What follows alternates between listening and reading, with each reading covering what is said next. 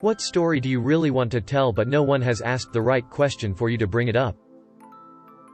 My grandfather was committed for alcoholism in the 1940s and stayed several years in a psychiatric hospital. Fast forward 60 years and I'm touring that hospital for work reasons as I was part of the team planning its replacement. I heard horror stories of how patients were treated in the past. I never told anyone my grandfather was one of those patients. My grandmother's house had a row of peony bushes in the landscaping. They were in full bloom, deep pink and white, and you could smell them across the yard. My grandma was busy hanging sheets on the clothesline. The peonies smelled so tempting that 6-year-old me just couldn't resist. I walked over to the peonies. My grandma yelled not to pick them, and I leaned over and took a big exaggerated whiff. I felt something that can only be described as what it would feel like if bugs were crawling all over my nose and throat and getting into my mouth. Because they were. The peony I smelled so deeply was covered in ants. What must have been 50 ants flew up my nose and down my throat. So now, I hate the smell of peonies. A few years ago, I stopped at a post office in one of those towns that claims it would be the murder capital of America if anyone actually knew it existed. In the parking lot, I was approached by a seemingly sane man who, without much context, gave me a copy of a book he'd written. I saw he had stacks of this book in the back of his old Camry, so I figured he was just excited to share his work with everyone who came to the post office parking lot that day. The book was called Code 205 Part 1. It's not just a code but also a way of life by Grimy Jones. That is not an exaggeration. You can look it up. It was published by an organization that helps inmates self-publish books while incarcerated. The About the Author section across from a full-page advertisement for his friend's rap hip-hop mixtape had a nice picture of Ol' Grimy and a description of his ambition to inspire others and make his family and friends proud through his writing. Staring at this incredible book, I felt a wave of humility. I, too, desperately dreamed of becoming a writer but struggled to motivate myself to sit down and get the job done. But here was a man who against all adversity in his life had finished a book and achieved his dream. Even in prison, he bettered himself for the sake of his loved ones. It was as if God himself had brought Grimy to me as a divine sign of the crossroads I had reached in my life. The book was a symbol for the choice laid before me, where I could choose to push myself toward my and Grimy's goal, or continue to cower behind excuses and self-doubt. With it in my hands, my passion burned and my hope soared. I felt I owed it to Grimy to finish his book, regardless of the quality, and then begin my own writer's journey. Upon actually reading it, I discovered that Grimy had written more or less a series of disturbing, pornographic vignettes in his own personal brand of English. The titular Code 205 is apparently a prison code for an inmate engaging in high-risk sexual acts, such the slightly autobiographic main character masturbating to the female corrections officers. According to Grimy, these actions are offensive because it makes the female officers feel sad about how inadequate their boyfriends and husbands are when they see some nice prison meat. I gave the book a real effort. Got to the part where the released main character jizzes in a McDonald's fryer after receiving a gummy blowjob from a grandma with her dentures out, and promptly threw the book in the trash. A few years ago I was working at a pretty miserable place. When I got off work it had begun to rain and I had no umbrella. The crosswalk was red and there wasn't any shelter from the rain nearby, so I just stood there getting soaked, desperately wishing I could be home. A couple of drunk middle-aged dudes came up waiting to cross the street. I didn't look them in case they got rowdy, but one of the men looked at me and handed me his umbrella. I tried to refuse but he said, "Your head is more precious than mine." Then the light turned green and he stumbled along sharing his friend's umbrella. It was a simple and incredibly kind gesture that made me feel like I mattered. I still have the umbrella and I'll never forget the moment a drunk old man cheered me up during a dark time. I also hope he didn't regret losing the umbrella after he sobered up. It was a really nice one.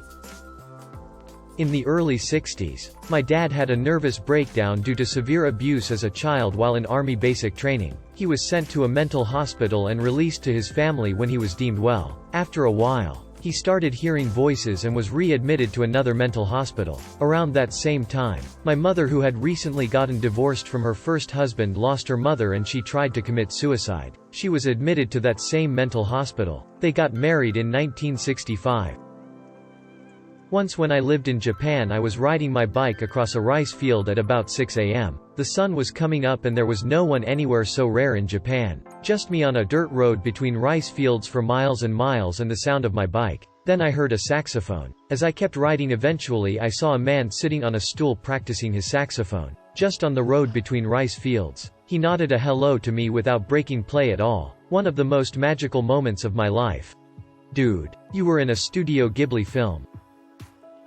This is a story from a through hike I went on this past summer. I was over 3 weeks into a month-long hike and I was starting to have major motivation problems. It was a rainy day and I decided, f*** it. I'm not going to wear any rain gear because you just get hot in addition to being soaked. I climbed to the top of a lookout point and met a man with his 2 teenage children. He's super funny and nice and we hit it off and chat for a bit. He asks me about what I'm eating and how my hike is going. After weeks of being mostly solo most of the time, it's so good to talk with a good conversation partner. But it's storming and we're high up, so we shortly part ways. Anyways, the next day of my hike is brutal. My gear is still damp and my body was not holding up as well as I hoped. I'm fatigued to my core, and I want to be done. But I'm determined to go 15 miles anyways, one of my longer days. Mile 11 to 13 are a beach walk portion. I thought, great. That'll be fun. Absolutely not. Walking through tiny beach rocks in hiking boots with a 40-pound back is hard as f***.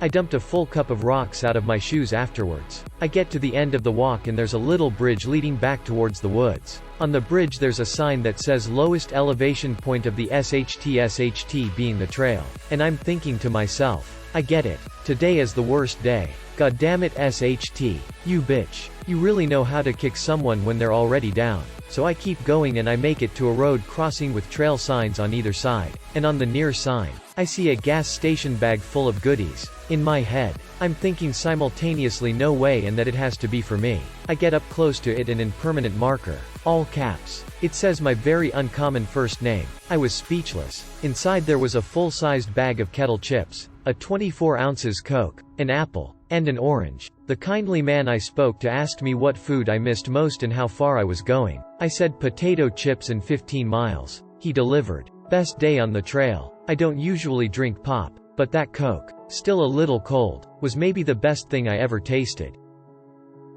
My grandfather was working on a U.S. Navy base during World War II. As a welder civilian, when he got his draft letter, he took it to the admiral on base, to let him know that he'd be leaving. The admiral called FDR and explained that my grandfather was the best welder he had, and that his effort towards the war would be better served if he stayed working in his current role. My family still has the letter from the president to my grandfather, commending him for his work and excusing him from the draft, so long as he continued working at the base. I feel like a dork, but here goes. I didn't know what periods were until I had them. So when I was bunking a class when I was 10, I told my teacher I had a stomachache and she asked me if I had periods. To which I said the next period is social studies. And she asked again and I said the last period was the science period. She said never mind and told me to go off. The same year when we were going for a trip from school, when the guide teacher told us we had to take pads, I asked why we had to bring writing pads to my friend. She said sanitary pads and I said I don't know about y'all but my exam pad is pretty clean. My great-grandfather lived in Kansas when the Dust Bowl hit the U.S. He and his wife lived in a really small town and he owned the grocery store. After he passed away, my family was going through the stuff in his house and found a box of letters he had hidden from everyone. Every letter was a thank you from different families he helped during the Dust Bowl. People would be running from the Dust Bowl and pass through his town. He would give them free food to last them until they reached their destinations. Many of the letters thanked him for saving their lives and stuff like that. He took this secret to the grave, literally. Not even his wife knew. I've heard mention that maybe she wouldn't have been quite as pleased, but I don't know about that. I just think that's super cool and I'm very proud of him. It was a beautiful night, full moon and a sky full of stars. I was contemplating all while tying a noose to kill myself. I was at peace with the decision. Couldn't cope any longer with life. I was putting it around my neck when my best friend calls me. He straight asked, if you could drink milk, do you think you would have a favorite milkshake? And if yes, do you think it would be strawberry? It was so incredibly, beautifully random. We ended up talking for 2 hours on that phone call. I cried in silence while he talked. And until today he has no clue about this and that he pretty much saved my life.